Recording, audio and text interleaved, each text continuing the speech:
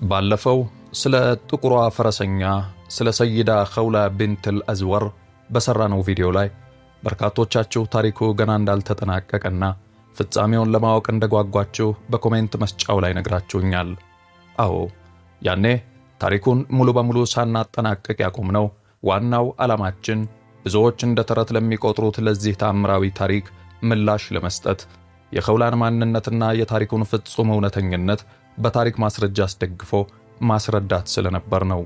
አሁን ግን ያ የጀመርነው ታላቅ ጉዞ ፍጻሜውን የሚያገኝበት ሰዓት ደርሷል። ዛሬ በብዙዎቻችሁ ጥያቄ መሰረት የታሪኩን ቀጣይና እጅግ አስደናቂ ክፍሎች ይዤላችሁ ቀርቤያለሁ። በዚህ ቪዲዮ የእህትና ወንድሙን የድራርና የኸውለትን ታሪክ እያፈራረቅን ከአጅናዲን አስጨናቂ ሰዓት ጀምሮ በሰላምያ በረሃ ላይ እስከወረደው የእሳት ዝናብ እንዲሁም ኸውላ በድንኳን ምሰሶ የሮምን ሰራዊት እስከሰበረችበት እስከ ሳሁ ታሪካዊ ዓመፅ ድረስ ያለውን ሙሉና ማራኪ ፍጻሜ እናቀርብላችኋለን። ልብን በኩራትና በእምነት የሚሞላው እስከ መጨረሻው ሰከንድ ድረስ ልብን የፊጥኝ አስሮ የሚያቆየው የሁለቱ አንበሶች ታሪካዊ ፍጻሜ አሁን ይጀምራል። ወደ ታሪኩ ከመግባታችን በፊት ግን ለዚህ ቻናል አዲስ ከሆናችሁ ሰብስክራይብ ማድረጋችሁንና የደውል ምልክቷን መጫን እንዳትረሱ። አሁን ቀጥታ ወደ ታሪኩ እንለፍ።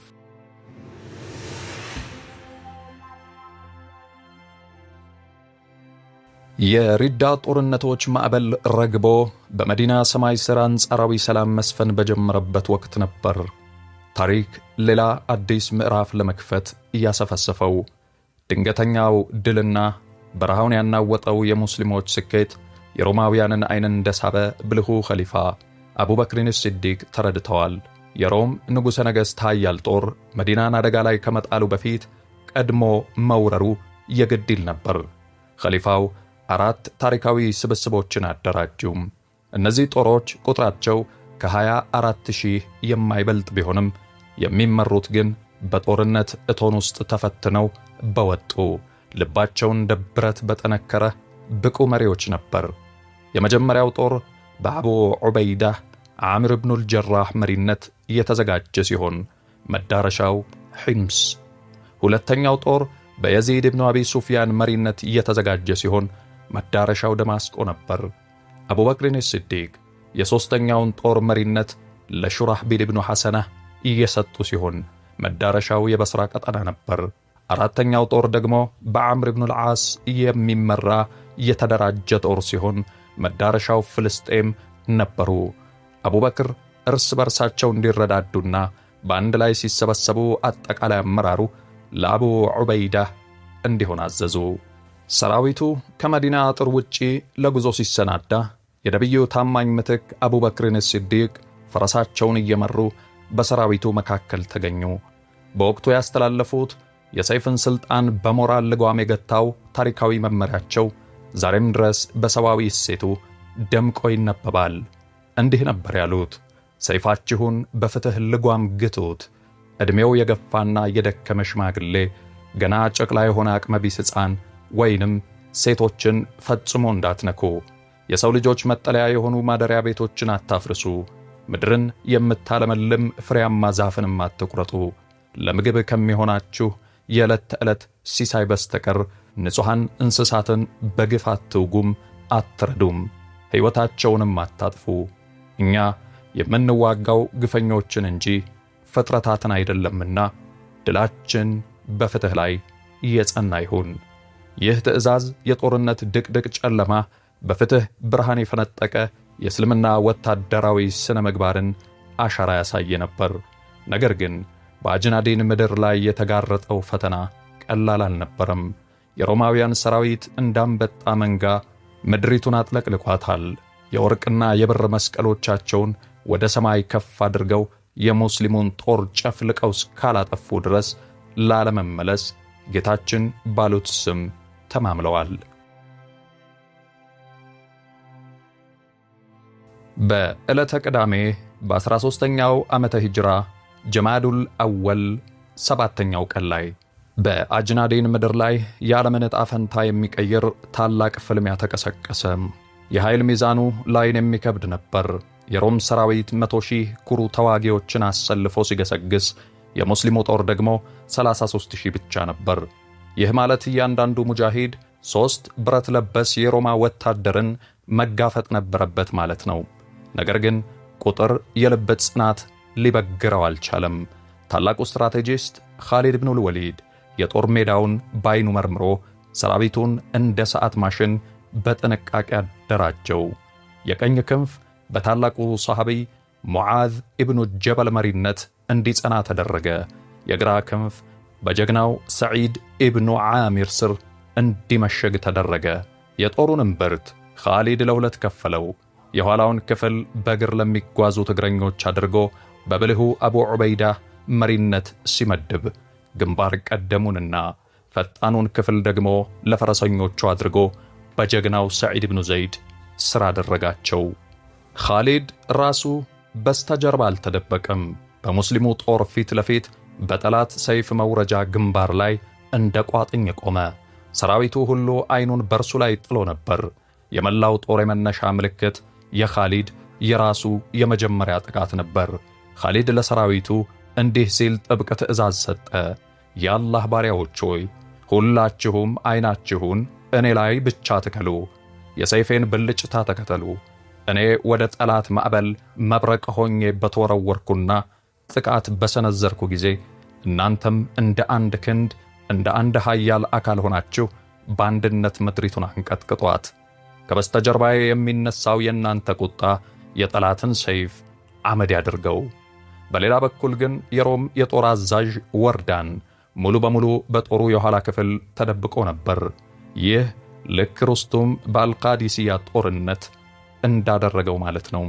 የሮማውያንና የፋርሶች መሪዎች ራሳቸውን ከግድያና ከሰይፍ ሙሉ በሙሉ ለመጠበቅ የሚጠቀሙበት የፍርሃት ልማዳቸው ነበር። መሪው በስተጀርባ በተደቆሰበትና ለሕይወቱ በሚሳሳበት ሰዓት የሙስሊሙ መሪ ግን በሞት አፍ ውስጥ ቀድሞ በመግባት ለሰራዊቱ የአንበስነት ምሳሌ ሆነ። በዚህ ውጊያ ላይ ኻሊድ ወታደራዊ ስልት ብቻ ሳይሆን ረቂቅና እጅግ ኃያል የሆነ ስነ ልቦናዊ መሳሪያ ተጠቀመ። የሙስሊም ሴቶችንና ሕፃናትን በጦሩ የኋላ ክፍል አሰለፋቸው። ኸውለት ቢንትል አዝወርና ሌሎችም የቁርጥ ቀን ጀግና ሴቶች በዚያ ተሰለፉ። ኻሊድ እያንዳንዱ ሙጃሂድ ወደ ኋላ በዞረ ቁጥር የሚከላከልላቸውን ውድ ልጆቹንና ክብራቸውን እንዲመለከት አደረገ። ሴቶቹም ወንዶቹ እንዲበረታቱና ወደ ኋላ የሚያፈገፍገውን እንዲገስጹ የድልን ጽናት እንዲዘምሩ አዘዛቸው። ይህ ስልት በሙጃሂዶቹ ልብ ውስጥ ለአላህ ብለው ከመዋጋት በተጨማሪ ክብራቸውንና ቤተሰቦቻቸውን ለመጠበቅ ሕይወታቸውን አሳልፈው እንዲሰጡ አዲስ የእሳት ወገግታ የጨመረ ድንቅ ስነ ልቦናዊ ጥበብ ነበር። በአጅናዴን ሰማይ ስር በዚያ የሞትና የሕይወት ትግል መሃል ከበኑ አሰድ ጎሳ የወጣ አንድ አስፈሪ የጦር ነብር ጎልቶ ወጣም። እርሱ በእስልምና ታሪክ ታዋቂው የሙባሪዙን ወይንም የግንባር ለግንባር ተዋጊዎች ስብስብ አባል የሆነው ታላቁ ጀግና ዲራር ኢብኑል አዝወር ነበር። እንግዲህ እስካሁን የአካባቢውንና የጦርነቱን ሁኔታ ከነገርኳችሁ ወደ ዲራርና እህቱ ታሪክ እንግባ።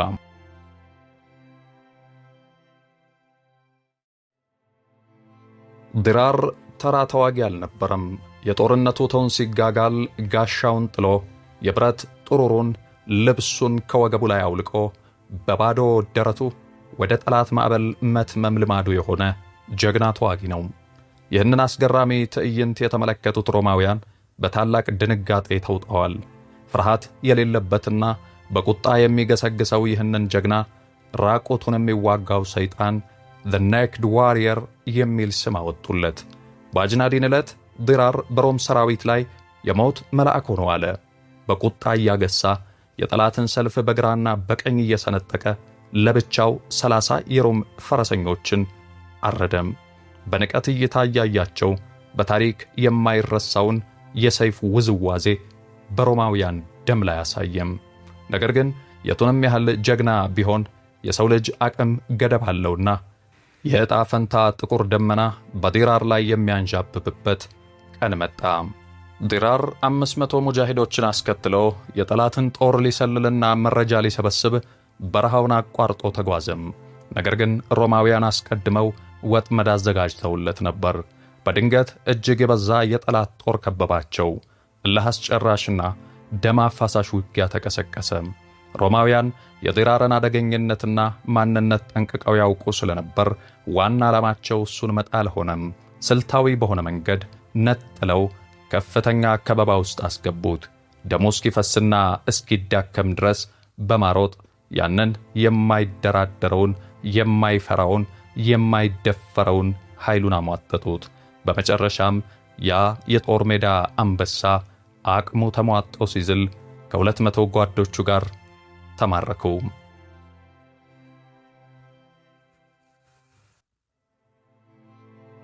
ሮማውያን በዲራር ላይ የነበራቸው ቂም ወደር አልነበረውም። እርሱ የንጉሣቸውን ልጅ የገደለ የሮማን ጀግኖች ያረከሰ ጠላታቸው ነበር። በደስታና በከፍተኛ ቁጣ እየጮኹ ያንን ኃያል ክንድና እግሮቹን በከባድ የብረት ሰንሰለት ጠፍንገው አሰሩት። እንዳያመልጥም በመቶ ምርጥ ፈረሰኞች ጥበቃ ሥራ አድርገው በሩቅ ወደምትገኘው የንግሥና ማዕከላቸው ወደ ሆነችው ሒምስ ወደ ንጉሣቸው ሰደዱት። ያ የጦር ሜዳውን ያናውጥ የነበረው ጀግና ተማረከ። የጦር ሜዳውም አንበሳውን አጣም። ዲራር በሰንሰለት ተጠርንጎ በፈረስ ላይ ሲወሰድ ከዓይኖቹ የቁጭት እንባ እየፈሰሰ ድምፁን ከፍ አድርጎ ለተረፉት ጓዶቹ እንዲህ ይል ነበር። ሂዱ ለወገን ዘመዶቼ፣ ይልቁንም ለዚያች ሴት አንበሳዋ እህቴ ለኸውለት ይህንን መርዶ አድርሱልኝ። ያ በጦር ሜዳ የለመድሽው ጀግናሽ ዛሬ በቁሙ የጣፈንታ ወጥመድ ጥሎት በጠላት እጅ ወድቋል በሏት።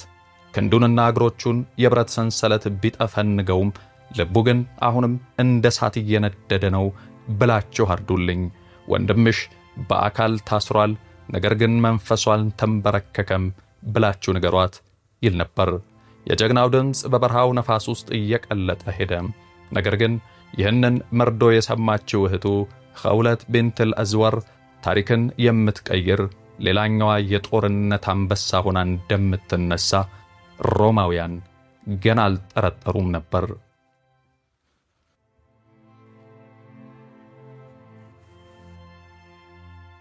የዲራር መማረክ መርዶ በሙስሊሞች የጦር ሰፈር ውስጥ እንደ መብረቅ ተሰማም። የጦር ሜዳው በሐዘንና በድንጋጤ ሲዋጥ ድንገት በታሪክ ታይቶም ተሰምቶም የማይታወቅ አንድ አስገራሚ ክስተት ተከሰተም። ከሙስሊሙ ጦር ግንባር ቀደም የሚገሰግስ ከራስ እስከ እግሩ ጭልጥ ያለ ጥቁር ልብስ የለበሰ በወገቡ ላይ ሰፊ ቀበቶ ያሰረና በራሱ ላይ ደማቅ አረንጓዴ ጥምጣም ያደረገ ረዥም ፈረሰኛ ብቅ አለ። ፊቱ በጨርቅ በጥብቅ ተሸፍኗል። ዓይኖቹ ብቻ እንደ እሳት ያበራሉ። ይህ ምስጢራዊ ፈረሰኛ በሰማይ ላይ እንደሚወረወረው ተወርዋሪ ኮከብ ሆኖ በታላቅ ፍጥነት ወደ ሮማውያን የጦር ሰልፍ መካከል ሰርጎ ገባ። መብረቃዊ በሆነ ቅልጥፍና ሰይፉን በጠላት ላይ ማሳረፍ ጀመረ። ግራና ቀኝ ሲወዘወዝ የሮም ወታደሮች አጋንንት የተለቀቀባቸው ይመስል ደነገጡ። ራሶች ከአንገት ተቀሉ። አስክሬኖች በሜዳው ላይ እንደ ቅጠል ተበታተኑ። እርሱ ፈረስ የሚጋልብ ሳይሆን ማዕበል ላይ የተቀመጠ ይመስል ነበር። ታላቁ የጦር መሪ ኻሊድ ብን አልወሊድ ይህንን እጅግ አስደናቂና ልብ የሚያቆም ትዕይንት ሲመለከት ተገረመ። ይህ ፈረሰኛ ማን እንደሆነ ባወቅኩ በአላህ እምላለሁ እሱ እጅግ ጀግና፣ ፍርሃት የሌለው አንበሳ ነው ሲል አደነቀ። በአቅራቢያው የነበረው ራፊዕ ብን ዑመይር የተባለው ሰሃቢይ ይህማ በፈጣን ውጊያውና በጀግንነቱ ከኻሊድ ኢብኑ አልወሊድ በቀር ማንም ሊሆን አይችልም ብሎ ጮኸ። ነገር ግን ኻሊድን እዚያው ከፊቱ ቆሞ ሲያየው እርሱም ጭንቅላቱን ይዞ ግራ ተጋባ። ታዲያ ይህ ሮማውያንን ብቻቸውን የሚያምሰው ጀግና ማን ነው የሚለው ጥያቄ መላውን ሰራዊት አስጨነቀ።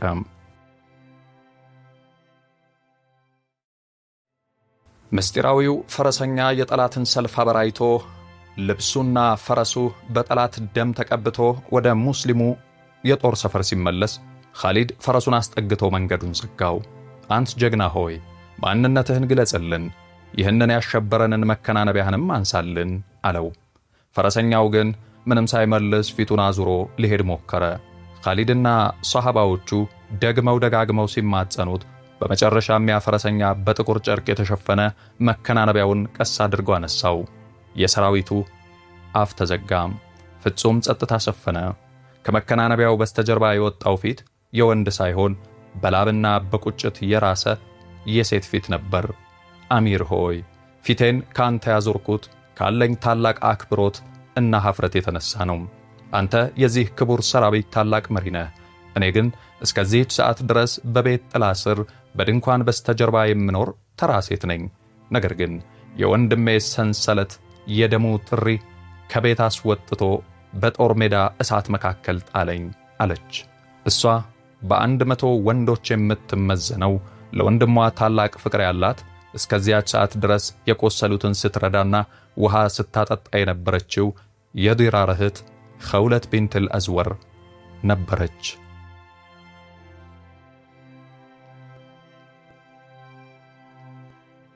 ቁና እየተነፈሰችና በእንባ እየታጠበች ወንድሜ ዲራር በጠላቶች እጅ ተማርኮ መውደቁንና በሰንሰለት መታሰሩን አወቅኩኝ። ታዲያ እንዴት እቤት እቀመጣለሁ? ስለዚህ በፈረሴ ላይ ተሳፍሬ ያደረግኩትን አደረግኩ አለች። ከዚያም ልቧ በከባድ ሐዘንና በወንድም ናፍቆት ተሰብሮ የጦር ሜዳው ላይ የሚገኙትን ጀግኖች በሙሉ ያስለቀሰውን ታሪካዊና ልብ የሚነካ ስንኝ ወረደችው። የኔ ወንድም ሄዶ ተማርኮ በጠላት ዓይኔ እንዴት ይተኛል? የዓይን ቁስልና ወንድምን ማጣቱ እኩል ይመስለኛል። አለቅሳለሁ እንጂ ለቀኝ ዓይኔ ጥቃት ይፈሳል ሐሞቴ። የእናቴ ልጅ ሞቶ መኖር አያምርብኝ ይሻለኛል ሞቴ። እንደው አንደኛውን ከእርሱ ጋር ታስሬ ሰንሰለት መጎተት በስንት ጣዕሙ እሱ እዛ እኔ እዚህ ሆነን ከመዋተት። ለምን ታለቅሻለሽ አትበሉኝ ከቶ እንዴት አላልቅሰው? የልቤ ትርታ የነፍስያዬን ክር እያየሁ በጥሰው። የኸውለት እምባና ቁጣ የሙስሊሙን ሰራዊት ልብ እንደ እሳት አቀጣጠለው። ኻሊድ ኢብኑል ወሊድ ሰይፉን ወደ ሰማይ መዞ ዲራርን ሳናስለቅቅ አንመለስም ሲል አገሳም። ኻሊድ ኢብኑል ወሊድ የኸውለትን ልብ የሚሰብር እምባና በቁጭት የተሞላ የጀግንነት ጥሪ ከተመለከተ በኋላ ለአንድ አፍታ እንኳን መዘግየት አልፈለገም። ከተማረከ የሮም መኮንን ባገኘው ጥብቅ መረጃ መሠረት ዲራር በ100 ፈረሰኞች ጥበቃ ስር ሆኖ በረሃውን አቋርጦ ወደ ሒምስ ከተማ እየተወሰደ መሆኑን አረጋገጠ። ወዲያውኑ የጦር መሪው ስልታዊ ውሳኔ አስተላለፈ። የበረሃውን ስንጥቅና ማዕዘን ምስጢራዊ መንገዶችን ጠንቅቆ የሚያውቀውን መሪ ራፊዕ ኢብኑ ዑመይርን ጠርቶ ከሙስሊሙ ሰራዊት ውስጥ የተመረጡ 100 ምርጥ የጦር ፈረሰኞችን ሰጠው። ዓላማቸው አንድ ብቻ ነበር፤ ከጠላት ጋንታ ቀድሞ በመድረስ ዲራርን ከሞት አፍ ውስጥ ማስጣል። ኸውላም ፈቃድ ጠይቃ በወንድም ፍቅር የሚነደው ልቧ እየቀደማት ከዚህ የሞት ስብስብ ጋር አብራ ተመመች።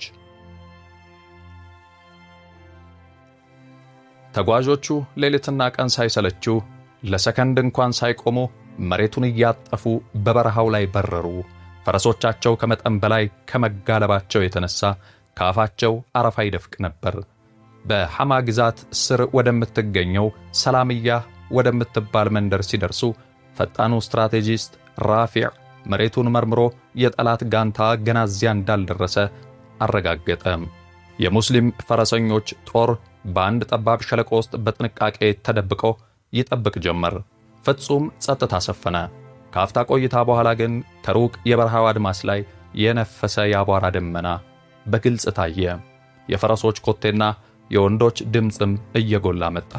የሮማውያን ጋንታ እየቀረበ ነበር። በመካከላቸውም ያ ኃያል አንበሳ ዲራር ኢብኑል አዝወር በሰንሰለትና በከባድ ብረት ተጠፍንጎ በፈረስ ላይ ተጭኖ ታየ። ኸውላ ተወዳጅ ወንድሟን በዚህ የሚያሳዝንና ክብርን በሚነካ ሁኔታ ስታየው በደም ስሮቿ ውስጥ ያለው ደም ፈልቶ መፍለቅለቅ ጀመረ። ልቧ ከቁጣ የተነሳ ሊቆም ተቃረበ። ራፊዕ የጥቃት ትዕዛዙን ሳይሰጥ በፊት እሷ በረሃውን በሚያናውጥና የጠላትን ልብ በሚሰነጥቅ ድምፅ ታላቅ ተክቢራ በማድረግ እንደ ኃያል ሴት አንበሳ ተወርውራ ወደ ጠላት ጋንታ መካከል ነጎደች። ሰይፏ በኃያሉ የበረሃ ፀሐይ ብርሃን ስር እንደ መብረቅ ይብለጨለጭ ነበር። ጽናቷም ከጸኑት የዓለም ተራሮች በላይ ጠንካራ ነበር። ለወንድሟ ካላት ጥልቅና ንጹሕ ፍቅር የተነሳ በታሪክ ተወዳዳሪ የሌለውን ጀግንነት አሳየች። የኸውለት ሰይፍ የጠላቶችን ራሶች እንደ ቅጠል ይለቅም ጀመር። ቁጣ የሞላበት ጩኸቷም በሮማውያን ልብ ውስጥ ታላቅ ሽብርን ዘራ። ራፊዕና ፈረሰኞቹም የኸውለትን ተአምራዊ ውጊያ አይተው በታላቅ ስሜት ተከተሏት። ውጊያው ረዥም አልነበረም፣ ምክንያቱም የሙስሊሞቹ ቁጣ እንደ እሳት ዝናብ በሮማውያኑ ላይ ወርዶ ነበርና። አንድም ጠላት ሳይሸሽና ሳያመልጥ የመቶውም ጠባቂዎች ሕይወት በዚያው በሰላምያ አሸዋ ላይ አከተመ። ውጊያው እንዳበቃ ኸውላ በምርኮኞቹና በአስክሬኖቹ መካከል ልቧ በኃይል እየመታ ከዓይኖቿ የደስታና የጭንቀት እንባ እየፈሰሰ ሮጠች። ዲራር የታለ ወንድሜ፣ የዓይኔ ማረፊያ የታለ እያለች በታላቅ ድምፅ ትጮህና ትፈልግ ጀመር። በመጨረሻም ዲራርን በሰላምና በጤና ያለምንም ከባድ ቁስል አገኘችው። ኸውላ ራሷን በወንድሟ ላይ ጥላ አቀፈችው። ያንን የታሰረበትን የብረት ሰንሰለት በሰይፍ እየሰባበረች በከፍተኛ ደስታና ፎይታ የተነሳም እያለቀሰች የነፍሴ ዕረፍት ተወዳጅ ወንድሜ ሆይ በቁምህ አይቼ ያንን የታሰርክበትን የብረት ሰንሰለት በገዛ እጄ እንድበጣጥሰው የረዳኝና እንደገና በሕይወት ካንተ ጋር ያገናኘኝ የዓለማቱ ጌታ አላህ ስሙ ከፍ ይበል፣ ምስጋናም ለሱ ይገባው። ዛሬ ተስፋ መቁረጥ በጽናታችን ፊት ተንበረከከ፣ አንተም በነጻነት ወደ እህትህ እቅፍ ተመለስክ እያለች አነበንበች። ዲራርም እህቱን በኩራትና በደስታ እየተመለከተ በጥቁሯ ፈረሰኛ ጀግንነት ተደመመ። ይህ ቅጽበት ፍቅር በጭካኔ ላይ፣ ተስፋም በተስፋ መቁረጥ ላይ፣ እምነት በፍርሃት ላይ ፍጹም የበላይነት ያገኙበት በእስልምና ታሪክ ውስጥ የማይረሳ እጅግ ልብ የሚነካና ታላቅ የታሪክ ማህተም ነበር። የአጅናዲን ፍልሚያ በሙስሊሞች ታላቅ ድል ተጠናቆ የሮማውያን ኩራት በአሸዋ ላይ በተደፋ ማግስት የታሪክ እውነት ሌላ አስገራሚ ገጽታዋን ማሳየት ጀመረች። ያ የአላህ ሰይፍ ኻሊድ ኢብኑል ወሊድ ሳይቀርን ያስደመመው የኸውለትና የዲራር ጀግንነት በሻም ምድር ላይ እንደ ናስ እየጠነከረ ታሪክ ጥሎ አልፏል። ነገር ግን የጦርነት ባህሪ ተለዋዋጭ፣ የዕጣ ፈንታም መንገድ ምስጢራዊ ነውና ወንድሟ ዲራር ቢን አልአዝወር መጀመሪያ ላይ የደረሰበት ያ አስጨናቂው የመማረክ ዕጣ ፈንታ በዚህች ታላቅ ሴት ላይም ሊደገም ግድ ሆነም። ቀናትና ሳምንታት በፈጣን ፍጥነት ነጎዱ። ጊዜ በፈሰሰ ቁጥር የኸውላ ቢንትል አዝወር ስም በእስልምና ታሪክ ማህደር ላይ እንደ ወርቅ ያበራ ነበር። እርሷ ለአላህ ዲንና ለሙስሊሞች ክብር ስትል የምታደርገው ተጋድሎ ወሰን አልነበረውም። ከታሪኮቿ ሁሉ እጅግ አስገራሚውና የሰው ልጅ አእምሮ በአድናቆት የሚገዛው ክስተት የተከሰተውም በሶሪያ ሒምስ ከተማ አቅራቢያ በሚገኘው ሳሑ በተባለ ቦታ ላይ ነበር። በአንድ አስከፊ ውጊያ ላይ ሙስሊሞች በዝንጋቴ ላይ ሳሉ ሮማውያን ባደረሱባቸው ድንገተኛ ጥቃት ኸውላን ጨምሮ በርካታ የሙስሊም ሴቶች ተማረኩ። ሴቶቹ በሮም ወታደራዊ ድንኳን ውስጥ በጥብቅ ጥበቃ ስር ተጣሉ። ዕጣ ፈንታቸውም ለሮማውያን ባለሥልጣናት ባሪያና አገልጋይ መሆን ነበር። ነገር ግን በኸውላ ደም ውስጥ የሚመታው የነጻነት ክብር ይህንን ውርደት በፍጹም ሊቀበለው አልቻለም። አንገቷን ቀና አድርጋ ዓይኖቿ በእሳት ቁጣ ደምቀው የተማረኩትን እህቶቿን ልብ ሊሰነጥቅ በሚችል ስሜት እንዲህ ስትል አነሳሳቻቸው። አታልቅሱ፣ እናንተ የሙስሊም ሴቶች ሆይ፣ የቱባዕና የሒምየር ጀግኖች ልጆች። ለመሆኑ የሮማውያን እብሪተኞች እንደ ከብት ሊነዷችሁና ባሪያ ሊያደርጓችሁ ሲሹ መውደድን ትመርጣላችሁ? ማኅፀናችሁ ያፈራቸው ውድ ልጆቻችሁ ለነሱ ተገዢ ሆነው ጠላቶቻችሁ በውርደትና በዝቅጠት ስማቸውን ሲያረክሱ ዝም ብላችሁ ትመለከታላችሁ? በደም ሥራችሁ ውስጥ የሚመታው ያ የአረቦች ኩራት የታባቱ ሄደም? ያ የከበረው የእስልምና ልዕልና የት ገባ? ተነሱ፣ በአላህ እምላለሁ በዚህ በሮም የውርደት ባርነት ውስጥ ከመኖር በነጻነት ወደ ሞት መገስገስ ለእናንተ እጅግ የቀለለ ነው። ይህ ንግግር ተራ ቃል አልነበረም። በተስፋ መቁረጥ ቀዝቅዞ በነበረው የሴቶቹ ልብ ውስጥ የእሳተ ገሞራ ፍም የዘራበት መለኮታዊ ጥሪ እንጂ። የኸውላን ቃላት የሰማችው ዓፍራ ብንት ጊፋር አልሕሚርያ በቁጭት ተነሳች። የአዝወር ልጅ ሆይ በአላህ እምላለሁ እውነትሽን ነው። እኛ የታሪክና የኩራት ባለቤቶች ነን። ነገር ግን ጠላት የያዘን ያለ መሳሪያ እንደ በግ ሆነን ነው አለች። የጦር መሳሪያ አልነበራቸውም። ነገር ግን በልባቸው ውስጥ የነበረው ጽናትና ድፍረት ከሮማውያን ሰይፍ በላይ ስለታም ነበር። ኸውላ ፈገግ ብላ ስልቱን ቀየረችው። አዳምጡኝ እናንተ የቱባዕ ልጆች፣ የብረት ሰይፍና የነሐስ ጦር ከሌለን እነሆ በእጃችን ላይ የታሪክ መሳሪያ አለ። የእነዚህን ድንኳኖች ጠንካራ ምሰሶዎችና የብረት ካስማዎች ከስራቸው ንቀሏቸው። በእነዚህ እብሪተኛ ሰነፎች ላይ እንደ ማዕበል እንውረድባቸው። ዛሬ ምርጫችን ሁለት ብቻ ነው፣ ወይ በኩራትና በነጻነት መኖር፣ ወይ በክብር ሰማዕትነትን ማግኘት። ሁላችሁም እንደ አንድ የብረት ቀለበት በጥብቅ ተሳሰሩ፣ ፍንክችም እንዳትሉ፣ እንዳትበታተኑም። የአዝወር ልጅ ንግግሯን እንደጨረሰች ግዙፉን የድንኳን ምሰሶ በትከሻዋ ላይ አንስታ ወደ ግንባር ተመመች። ከበስተጀርባዋም እነ ዓፍራ ብንት ጊፋር፣ ኡሙ አባን ብንት ዑትባህ፣ ሰልማህ ብንት ዛሪዕ፣ ረውዓህ ብንት ዓሙን፣ ሰለማህ ብንት ኑዕማንና ሌሎችም ሴቶች ምሰሶዎችን ካስማዎችን ጨብጠው እንደ ነብር አገሱ። ኸውላ በያዘችው ከባድ ምሰሶ የሮሙን ዋና ጠባቂ ቀድማ ግንባሩን መታችው። ደሙኑ ተርከፍክፎ መሬት ላይ ወደቀ። ሴቶቹ በጥበቃዎቹ ላይ ታይቶ የማይታወቅ አስፈሪ የሞት ራት አወረዱባቸው። ሮማውያን ሴቶች በድንኳን ምሰሶ እንዲህ ያለ የጦርነት ማዕበል ያወርዱብናል ብለው ጨርሶ ስላላሰቡ በታላቅ ድንጋጤ ተዋጡ። ኸውላ በግራ እጇ በምሰሶው የጠላትን ሰይፍ እያገደች በቀኝ እጇ ጦር እየመዘዘች የጠላትን ሰልፍ አበራየችው። በመጨረሻም እነዚህ ጀግና ሴቶች የሮም ታጣቂ ሰራዊትን አሸንፈው እስራቱን በጣጥሰው በነጻነት ወደ ሙስሊሞች ሰፈር ተመለሱ። ኸውላ በኩራት ፈረሷ ላይ ሆና ይህንን ስንኝ እየወረደች ወደ ሙስሊሙ የጦር ሰፈር ታቀና ነበር። የነቱባዕና የናሕምየር ልጆች ጀግኖች እንስቶቹ በጠላት ሜዳ ላይ ቋያ እሳት ሆነን ተቀጣጣዮቹ እኛን ማርኮ መውሰድ አልሞ የመጣ የጠላት ፍሪዳ እዩት በክንዳችን ክፉኛ ተመቶ ተንጋሎ ከሜዳ። የኸውለት ጀግንነት በሻም ምድር ብቻ አላበቃም።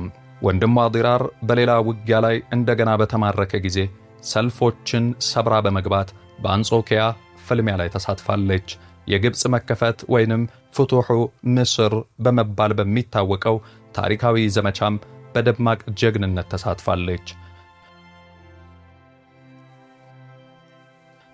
የአጅናዲን አሸዋቢ ነፍስ የሻም ምድርም ዘመናትን ቢያስቆጥር በታሪክ መዝገብ ላይ በብርሃን ሆሄያት የተጻፈው የሁለቱ አንበሶች ታሪክ ግን መቼም ቢሆን አይደበዝዝም።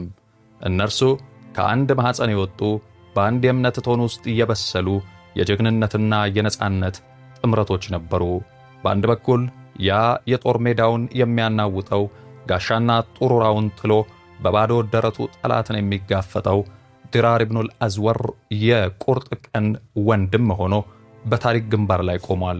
በሌላ በኩል ደግሞ ወንድሟ በሰንሰለት ሲታሰር በቤት ውስጥ መኖር የሾህ አልጋ የሆነባት ጥቁር ልብስ ለብሳ የሮምን ሰራዊት ያንቀጠቀጠችውና በድንኳን ምሰሶ ባርነትን የሰባበረችው ኸውላ ብንትል አዝወር የሴትነት ልዕልና ማማ ይዛ ብቅ አለች።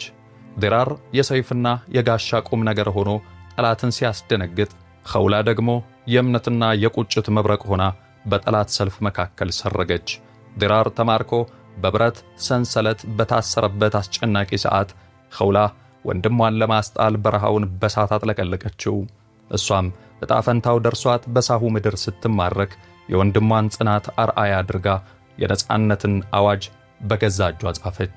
እነዚህ የአንድ እናት ልጆች በሕይወት ዘመናቸው ሁሉ ለእስልምና ባንዲራ ከፍታ፣ ለአላህ ዲን ጥበቃና ለሙስሊሞች ክብር ሲሉ ራሳቸውን አሳልፈው የሰጡ የወርቅ ማኅተሞች ናቸው። ዲራር በጦር ሜዳ ላይ የአንበሳነትን ትርጉም ሲያስተምር፣ ኸውላ ደግሞ በ1000 ወንዶች በ1000 ፈረሰኞች የምትመዘን ታላቅ አንበሳ ሆና አልፋለች።